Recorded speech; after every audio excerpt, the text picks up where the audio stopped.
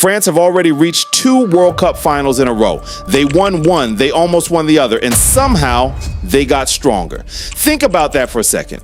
Most countries spend decades searching for a generation capable of winning a World Cup. France creates a new one every few years. They lost legends, they lost leaders, they lost players who helped define an era, and yet heading into the 2026 World Cup, they might have the deepest squad in international football. Kylian Mbappé, Ousmane Dembélé, Michael Olise, Désiré Doué, William Saliba, Mike Maignan. The names just keep coming, and that's exactly why the rest of the world should be worried. Because this isn't just another great French team. This might be the most dangerous one yet.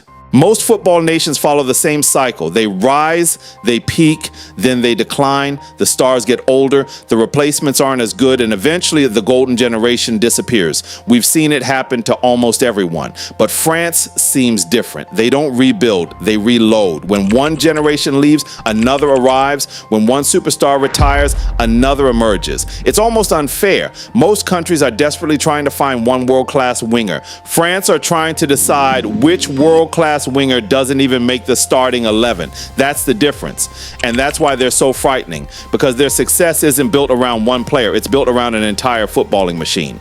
Let's start with the obvious. Kylian Mbappé, the face of French football, and maybe the face of football itself. But here's the scary part. The best version of Mbappé might still be coming. Think about what he's already achieved. A World Cup winner, a World Cup final hat trick, one of the highest scorers in World Cup history, and he's still only entering his prime. Most players dream about a career like that. Mbappé has already lived it, and now he's entering 2026 with more experience, more leadership, more confidence, and a stronger team around him. That's terrifying, because when Mbappé gets space, games end quickly. One sprint, one touch, one finish, and everything changes. But the real problem for France's opponents isn't Mbappé, it's what happens when you focus all your attention on stopping him.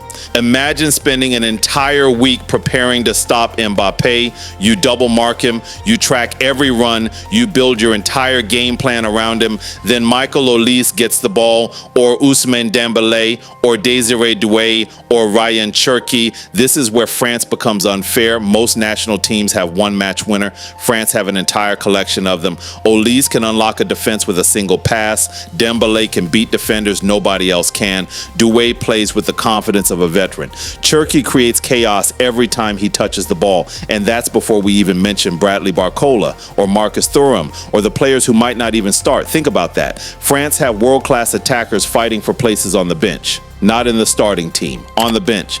And that's what makes this attack so dangerous. There isn't one way to stop them. Every player offers something different. Every player creates a different problem, and eventually, watch, something breaks.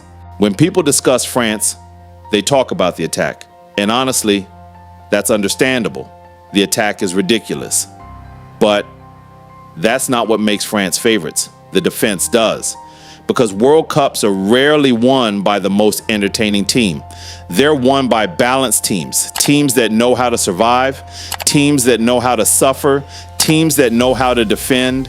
France have William Saliba, one of the best defenders in world football. They have Ibrahima Konaté, Dayot Upamecano, Jules Koundé, and behind all of them, Mike Maignan, a goalkeeper capable of winning games on his own. This isn't a team that's built only to score goals. It's a team built to win tournaments, and there's a massive difference between the two. Talent matters. But talent alone doesn't win World Cups. Experience does, and France have plenty of it. This squad knows what a World Cup final feels like. Many of these players have already been there. Twice. They understand the pressure, the expectations, the intensity. Nothing surprises them anymore, and that matters. Because when knockout football becomes chaotic, experience often makes the difference. That's why France are so dangerous. Not because they have the best player, not because they have the deepest squad, but because they combine talent with experience. That's a terrifying combination.